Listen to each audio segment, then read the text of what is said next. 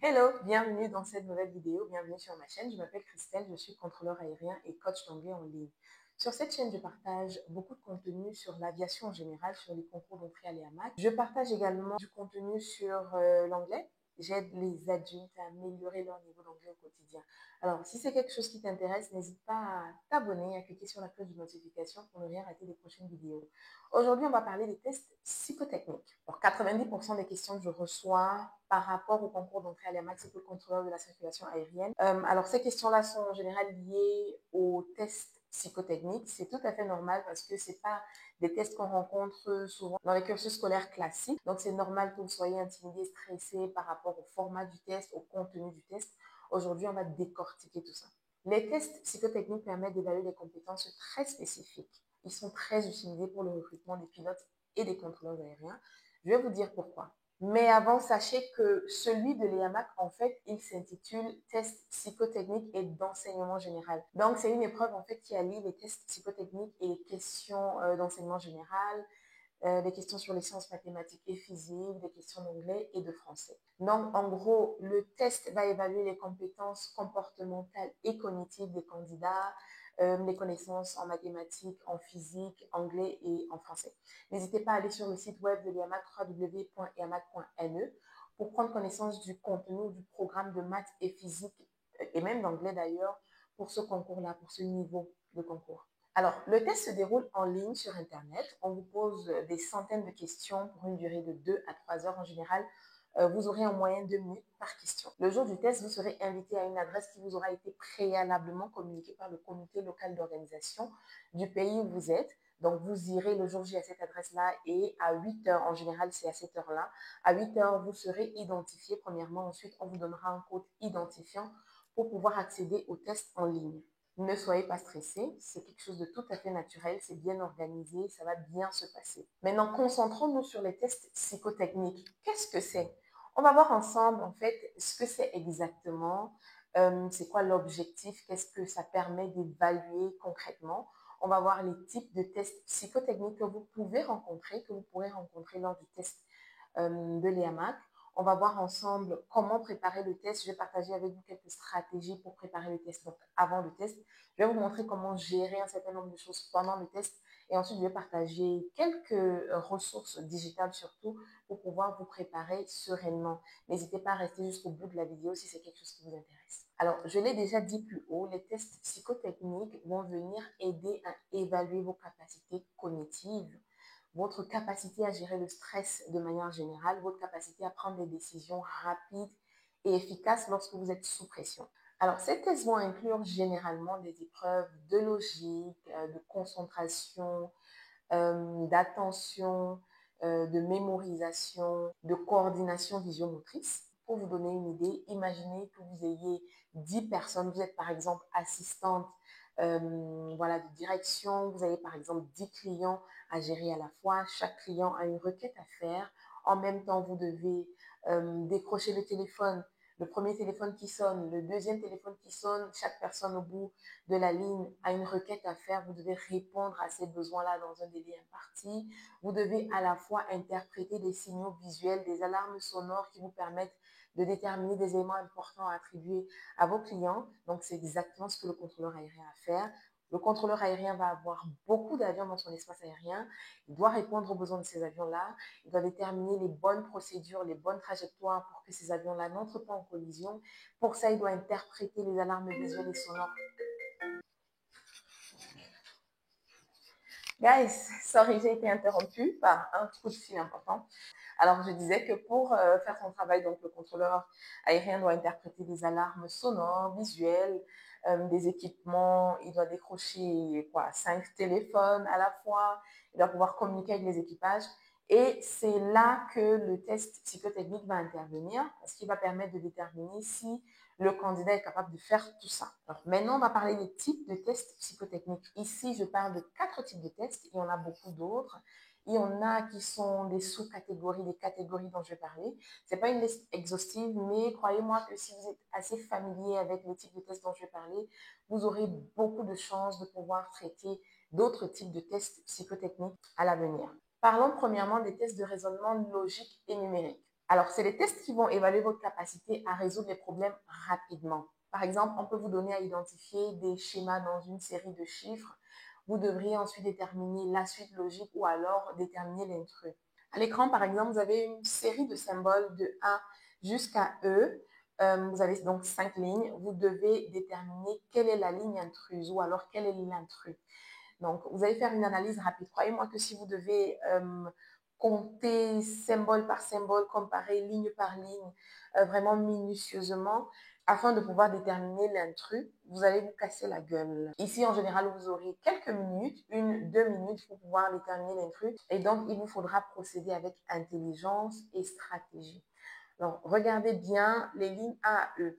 Essayez de remplacer mentalement et rapidement chaque symbole par une lettre de l'alphabet.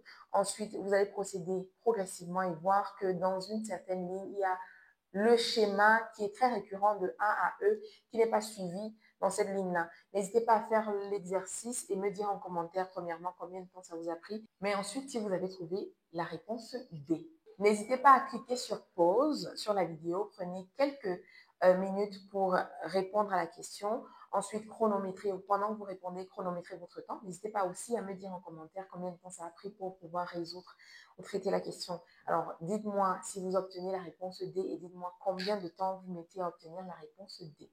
Il existe également des tests de spatialisation. C'est des tests qui vont venir évaluer vos capacités à comprendre et à manipuler les objets en 3 dimensions. C'est connu, les avions volent dans un espace à 3 dimensions. Ils évoluent latéralement, verticalement et longitudinalement. Votre capacité à les guider peut être évaluée donc par des tests de spatialisation. La capacité à manipuler, à manœuvrer les avions donc, dans un espace à 3 dimensions est absolument, c'est indispensable pour un contrôleur aérien lorsqu'il doit déterminer des trajectoires appropriées pour les équipages.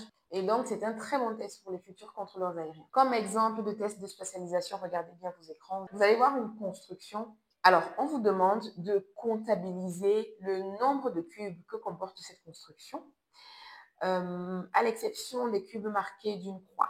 Donc, à gauche, vous voyez la face avant et à droite, vous voyez la face arrière. N'allez pas compter cube par cube jusqu'à obtenir la totalité des constructions. Vous allez faire plus de 2 minutes. Alors, il faut, encore une fois, travailler intelligemment et stratégiquement. Ici, je ne vous donnerai pas la réponse. N'hésitez pas à mettre une pause, chronométrer votre temps, résoudre la question et me dire en commentaire temps et réponse. Mais clairement, ici, c'est donc un test qui va déterminer si oui ou non vous êtes capable de comprendre et de manœuvrer les objets en 3D.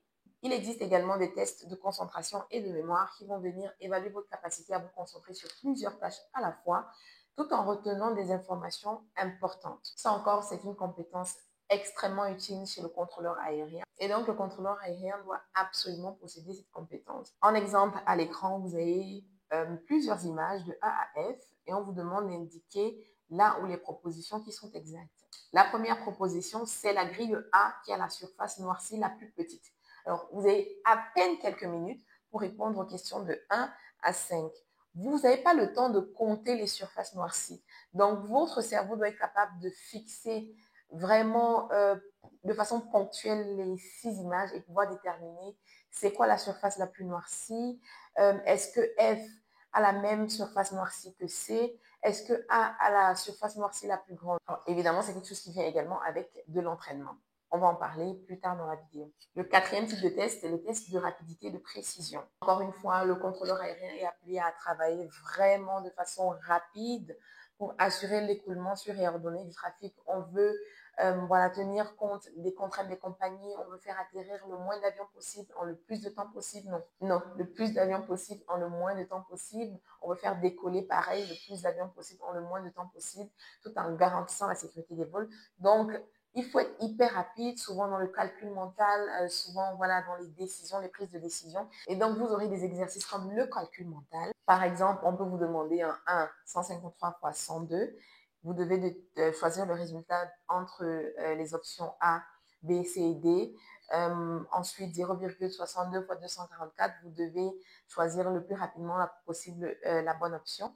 N'allez pas chercher la calculatrice ou bien chercher à calculer sur papier avec le bic et la feuille. Vous allez vous casser la gueule. Donc, trouvez des stratégies pour pouvoir calculer mentalement le plus rapidement possible. Voilà donc quelques exemples de tests psychotechniques. Maintenant, on va voir quelles sont les meilleures stratégies pour préparer les tests psychotechniques. Avant, je vous lis un extrait très intéressant de l'ouvrage Psychotechniques, qui est vraiment la référence pour ceux qui veulent préparer les tests psychotechniques, que ce soit pour la conduite, les pompiers, les contrôleurs aériens, les pilotes. L'ouvrage est en vente sur Amazon. N'hésitez pas à aller sur Amazon et à chercher Psychotechniques pour regarder le prix et voilà, pourquoi pas l'acheter si vous pouvez vous le permettre. Si vous questionnez les candidats admis à une épreuve de test psychotechnique, presque tous, il y a en effet des individus naturellement doués.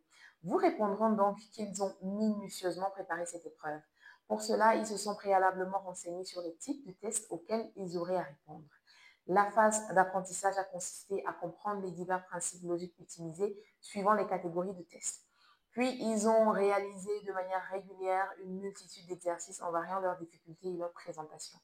Cet entraînement leur a permis d'acquérir certains réflexes logiques, d'élaborer des stratégies, de répondre plus rapidement au fur et à mesure des entraînements et le jour de l'épreuve, d'assimiler plus sereinement certains énoncés et de comprendre plus aisément les mécanismes logiques utilisés dans certains items qui différaient de ceux qu'ils avaient étudiés. En un mot, seul un entraînement intensif et régulier est à même de conduire à une réussite au test psychotechnique. Voilà, c'est dit. On a des compétences différentes. C'est sûr que si on prend 10 personnes et qu'on leur donne la même question, les 10 personnes auront des temps de traitement d'informations différents. Les 10 personnes auront éventuellement des résultats différents. On n'a pas les mêmes capacités à la base, mais vous l'aurez compris, ça vient d'un expert. On est plus susceptible de réussir à ces tests-là avec une bonne préparation. Ça commence par ce qu'on vient de faire, voir les types de tests et puis ensuite, voilà, de l'entraînement intensif. Ce que je vais vous recommander de faire avant le test, c'est premièrement, il faut vous entraîner à des exercices qui vous permettent de travailler votre mémoire, à des exercices qui vous permettent de développer votre esprit logique, par exemple les puzzles ou alors le jeu d'échecs. La deuxième chose, faites au quotidien, et ça c'est quelque chose de très simple et de très accessible pour tout le monde, faites cet exercice quotidien, même si vous n'en voyez pas tout de suite l'impact. Donc, faites de la lecture au quotidien pour travailler votre concentration. Et ensuite, quand vous aurez lu des petits passages, faites des résumés en vidéo, puis ça va vous permettre plus tard d'évaluer votre capacité, donc à vous concentrer et ensuite à mémoriser des informations importantes. Ensuite, ce que vous aurez à faire pendant le test, c'est gérer le stress. Alors, quelque chose de très difficile, c'est que quand on n'est pas bien préparé, ou parfois même quand on est bien préparé, qu'on arrive au test, on a le trac, on est stressé. Si on n'arrive pas à dominer tout ça, ça fausse absolument tout pour nous. Donc, c'est indispensable pendant le test de savoir gérer son stress. Donc, avant d'en arriver au test, ce qu'il faut faire, c'est travailler à pouvoir gérer le stress vraiment de façon sereine. Et pour ça, il faut s'habituer à voilà, faire des exercices de méditation quotidienne. Il y en a beaucoup de disponibles sur YouTube. Il faut travailler sur sa respiration, inspirer et expirer. Vraiment, il faut inclure ça dans sa routine. Ça fait en sorte qu'une fois, quand on arrive devant le test et qu'on est stressé, qu'on puisse aussi facilement voilà, dominer son stress. Il faut dormir. On dit de dormir 8 heures par jour. Il y en a beaucoup qui tentent le diable en dormant 2 heures par jour et se disent qu'ils essaient de capitaliser leur temps en se préparant. Ça ne sert à rien de vous préparer de façon aussi intense si vous n'allez pas tenir devant les tests psychotechniques pour réussir à dominer votre stress. Donc, il faut dormir. Quoi que vous fassiez, il faut aménager suffisamment de temps pour vous reposer et dormir de façon à être serein et reposé devant le test le jour J. Alors, pendant le test, ce qu'il faut faire, premièrement, c'est vraiment être très attentif au début et pouvoir déterminer si, premièrement, vous avez la possibilité de revenir aux questions précédentes une fois que vous êtes passé. Deuxièmement, combien de temps en moyenne voilà, est alloué à une question. Donc, par exemple, si vous avez 200 questions pour 2 heures, vous êtes capable de déterminer en moyenne combien de temps vous devez faire au maximum sur une question. Une fois que c'est fait, ne restez pas bloqué sur les questions. Si vous avez calculé le temps et que c'est quoi, par exemple, 1 minute 30, à 1 minute 30, vous devez passer à la question suivante si vous n'avez pas trouvé la bonne réponse. Ne restez pas bloqué pendant 10 minutes à vous dire, il faut absolument que je trouve cette question pour pouvoir réussir. Vous devez également monitorer le chrono, c'est très important parce que pour pouvoir savoir que voilà, j'ai passé le max de temps alloué à cette question, il faut effectivement pouvoir monitorer le chrono et savoir que voilà, le temps est en train de passer, c'est le moment de passer ou non à la question suivante. Normalement, au moment où sort cette vidéo, vous avez déjà les résultats des présélections. Si vous avez réussi cette première phase, félicitations, je vous dis bravo. Vous avez fait voilà, un grand pas en avant. Maintenant, il faut se préparer pour la suite. Là, je considère que vous avez à peu près tout ce qu'il faut. Maintenant, je vais partager avec vous 2 ressources digitales que j'ai trouvées en faisant mes recherches pour cette vidéo. Ça peut vous être utile, c'est gratuit, même si je considère qu'il vous faudrait un abonnement pour profiter du full content de ces ressources-là. Alors, la première ressource, ça va être le site web. J'affiche le lien et voilà l'interface principale à l'écran. Vous pouvez consulter le site. J'y ai trouvé pas mal d'exercices très intéressants. Malheureusement, il n'y a pas de questionnaire complet de tests psychotechniques. Il n'y a que des types de tests psychotechniques, puis des exemples pratiques. Vous pouvez au moins commencer par là et les faire. Ça peut être très intéressant. N'hésitez pas à explorer voilà, Internet un peu plus pour pouvoir trouver d'autres sites où vous trouverez des questions très, très intéressantes sur les tests psychotechniques. La deuxième ressource que je vais partager, c'est ce livre. Très intéressant également, je l'ai trouvé sur Amazon. Il coûte 9,99 € en format numérique. Alors, 10 euros, c'est pas grand-chose, hein. C'est 6 500, un peu plus de 6 500 ou 7 000. Donc, n'hésitez pas à vous l'offrir si vous en avez les moyens. Je trouve que ce serait un très bon investissement. Ça va vous permettre de vous entraîner vraiment régulièrement, de façon à être au moins mentalement prêt le jour J. Alors, en résumé, on a vu ensemble l'objectif des tests psychotechniques, le déroulement des tests psychotechniques le jour du concours d'entrée à la MAC psychocontrôleur de la circulation aérienne. On a vu ensemble des types de tests avec des exemples.